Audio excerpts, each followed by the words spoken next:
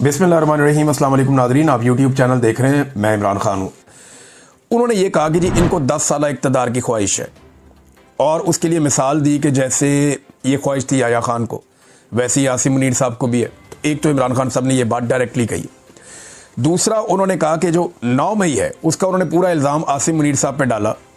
जैसे एस्टेब्लिशमेंट ये इल्ज़ाम इमरान खान साहब पे डालती है, ऐसे ही इमरान खान साहब ने कैटेगोरिकली कहा कि जी Asim Munir is responsible for this, और आसिम मुनीर साहब ने खुद करवाया और ये पाकिस्तान तहरीक इंसाफ को क्रश करने के लिए करवाया। अंग्रेज़ी में भी उनके ट्वीट आ चुके हैं। नंबर 3, मैंडेट चोरी की जिम्मेदारी इमरान खान साहब ने डायरेक्टली डाल दी है कि मैंडेट चोरी किया गया और उसके पीछे भी यही है, तो ये भी इमरान खान साहब ने डायरेक्टली एक इल्ज़ाम। और चौथा जो है, और ये तीनों चीज़ें इल्ज़ाम क्या है, सारी दुनिया हकीकत जानती है। बाद लोग बोल नहीं सकते, बाद लोग बात कर नहीं सकते, लेकिन हकीकत तो सारे ही जानते हैं कि मिलिट्री एस्टेब्लिशमेंट ने क्या किया इमरान खान साहब के साथ, और उसमें जो पेश हैं वो आर्मी चीफ ही हैं, उन्हीं के फैसले चलते हैं। नंबर 4 जो है, फ़ौज को ज़ाती मकसद के लिए इस्तेमाल करना, ये इमरान खान साहब ने बड़ा अहम नुक्ता उठाया कि फ़ौज के कंधे को इस्तेमाल किया जाता है ज़ाती ख्वाहिशात की तकमील के लिए, अपने इक़्तिदार को लंबा करने के लिए। और ये याया खान ने भी किया था, तो इमरान खान साहब ने वो एग्जाम्पल्स कोट की हैं और उनके ट्वीट के अंदर ये चीज़ें बड़ी वजाहत के साथ सिंपल करके उन्होंने सामने रख दी। तो ये पहली बार इमरान खान साहब इतना क्लियरली आ रहे हैं आसिम मुनीर साहब के बारे में। तो क्या इमरान खान साहब जेल से एक फाइनल राउंड शुरू कर चुके हैं? ना सिर्फ आसिम मुनीर को वादे पैगाम दिया इमरान खान साहब ने, बल्कि chief justice Pakistan justice Yahya Afridi के लिए भी एक लेटर लिखा, जो वो इमरान खान साहब की बहन अलीमा खान लेकर निकली, और उन्होंने कोशिश की सुप्रीम कोर्ट में कि वो चीफ जस्टिस के चैम्बर में जाएं और जाकर वो लेटर चीफ जस्टिस के हवाले करें। लेकिन वहाँ इंतज़ामिया ने रोक दिया। उन्होंने कहा जी आप नहीं जा सकते, जब तक कि रजिस्ट्रार ऑफिस से इजाज़त नहीं मिलती आप नहीं जा सकते। उन्होंने कहा जी इमरान खान साहब का खाता है, लतीफ़ खोसा साहब ने कहा जी एक साइला है, साहिल है, तो वो अगर चीफ जस्टिस के पास जाना चाहें तो आप जाने दें, ख़त देना उन्होंने। तो इस पर उन्हें रोक दिया गया। लेकिन ख़त मैं आपको बता देता हूँ, ये उसका उर्दू ट्रांसलेशन है जो याया अफरीदी साहब को इमरान खान साहब ने ख़त लिखा। ख़त यह है, मैं आपको सिर्फ 31 किलोमीटर के फासले से लिख रहा हूँ, मगर सुप्रीम कोर्ट के दरवाजे मेरे और मेरी अहलिया के लिए बंद हैं। 772 दिनों से ज़ायद एक 9/11 के पिंजरे नुमा सेल में ज़बरदस्ती की खामोशी, तन्हाई और दुनिया से कटाव के कैद खाने में मैं मुसलसल तन्हाई की कैद का सामना कर रहा हूँ। मेरे खिलाफ 300 से ज़ायद बेसरोपा, झूठे और सियासी बुनियादों पर कायम किए गए मुकदमात खोले गए हैं।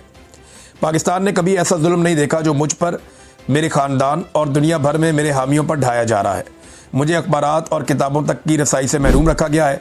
वकला और अहले खाना से मुलाकातें एक शख्स जनरल आसिम मुनीर की ख्वाहिशात और मर्ज़ी के मुताबिक कभी कराई जाती हैं और कभी मनसूख कर दी जाती हैं। मेरे बेटों को अपने वालिद से फ़ोन पर बात करने के बुनियादी हक़ से भी महरूम कर दिया गया है। सियासी कारकुनों को मुझसे मिलने की इजाज़त बिल्कुल नहीं है। ये कैद कभी भी कानूनी नहीं रही, बल्कि ये सोचे समझे मंसूबे के तहत डाली गई नफसियाती अजियत है, ताकि मेरी हिम्मत तोड़ी जा सके और मेरे ज़रिए 25 करोड़ पाकिस्तानियों के हौसले को कुचला जा सके। ये आइन कानून की हुक्मरानी और मेरे प्यारे वतन पाकिस्तान के जमहूरी मुस्तकबिल पर एक मुस्तकिल हमला है। मेरी अहलिया बुशरा बीबी एक कर्नल के हुक्म पर गैर इंसानी और तौहीन आमेज़ सलूक का शिकार है, वो भी तन्हाई की कैद में है। इनका इलाज रोक दिया गया है, उन्हें टीवी या किताबों तक रसाई नहीं दी जा रही, ना ही बैरूनी दुनिया से कोई ताल्लुक़ रखने दिया जाता है। उनकी सेहत मुसलसल बिगड़ रही है, लेकिन उनके डॉक्टर को मुआयने और इलाज की इजाज़त नहीं दी जा रही।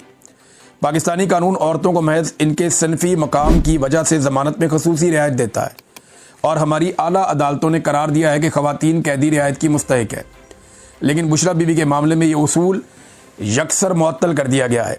ये जुल्म की इंतहा है। इनके तमाम कानूनी हकूक़ उनसे छीन लिए गए हैं कि वो सिर्फ मेरी अहलिया है। पाकिस्तान भर में हज़ारों कारकुन और हामी जेलों में सड़ रहे हैं। इनमें से कई को अगवा किया गया, तशद्दुद का निशाना बनाया गया और आइनी ज़मानतों की सरीह खिलाफ वर्जी करते हुए फ़ौजी अदालतों में मुकदमात चलाए गए। बैरिस्टर अहसान नियाज़ी को फ़ौजी हुकाम ने उठाया, अजियत दी और महज मेरा भांजा होने के जुर्म में 10 साल कैद की भयानक सज़ा सुनाई। मेरी बहनों को नाइंसाफ़ी से कैद किया गया। मेरे भांजे शहरयार और शेरशाह का भी नाहक उन्हें कैद का शिकार किया गया। मेरे ख़ानदान के साथ होने वाला ये जुल्म पाकिस्तान की तारीख में ऐसी मिसाल नहीं मिलती।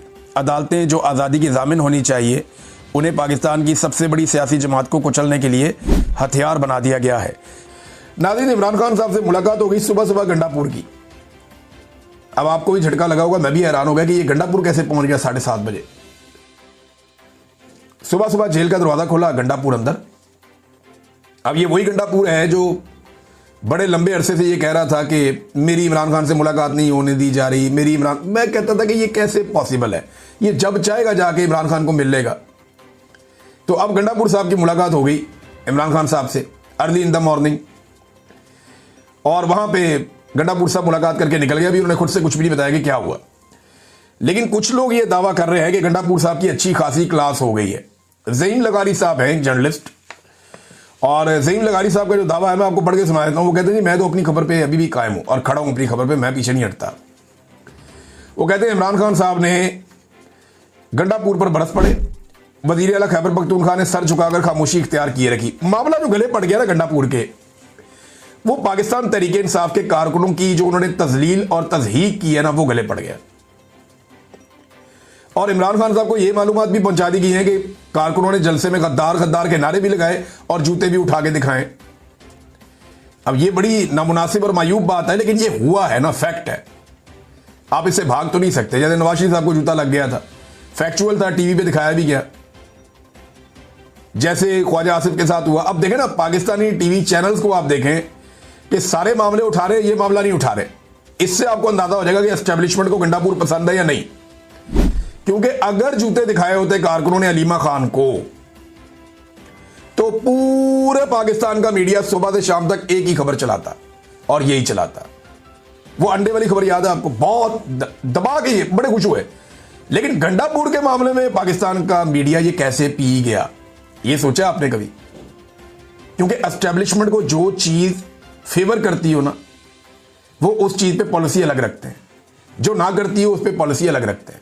तो यहां से आपको अलीमा खानम को, और मैं इनको लड़ा नहीं रहा आपस में, लेकिन आपको बता रहा हूं कॉमन सेंस की बात है, मैंने आपके सामने रख दी है, बाकी आप जो भी सोचें। अब नाजरीन, यही बात जब पूछी गई बैरिस्टर गौर से कि जनाब ये जूते शूते वाला मामला क्या है, तो उन्होंने कहा जी वर्कर मुश्तइल भी हो जाते हैं, गुस्सा भी कर जाते हैं। हमारी जमात में जमहूरियत है, और यही जमहूरियत का हुस्न है कि लोग अपनी राय का इजहार करते हैं। बाकी जमातों में वाकई ऐसे नहीं होता। पाकिस्तान तहरीक इंसाफ का वर्कर जो है वो लीडर पे भी चढ़ के रहता है। इमरान खान साहब भी गलत फैसला करें तो सामने आगे खड़ा हो जाता है। बुज़दार वाले फैसले पे पाकिस्तान तहरीक इंसाफ के कारकुनों ने इमरान खान साहब की नाक में दम किए रखा, और वो हमेशा ये कहते थे, बार बार सोशल मीडिया कहता था कि ये फैसले को हम सपोर्ट नहीं कर सकते। और बुज़दार को पाकिस्तान तहरीक इंसाफ के सोशल मीडिया ने एंड ऑफ द डे तक कोई सपोर्ट नहीं दी, जिस तरह की सपोर्ट इमरान खान साहब चाहते थे कि उसको मिले। बहरहाल जो कारकुनों की तज़हीक की है गंडापुर ने, कचरे के ढेर के ऊपर बुला के और बदबूदार इलाके में बुला के, अगले वीलॉग में आपको बताऊंगा। अब तक के लिए इतनी, अपना ख्याल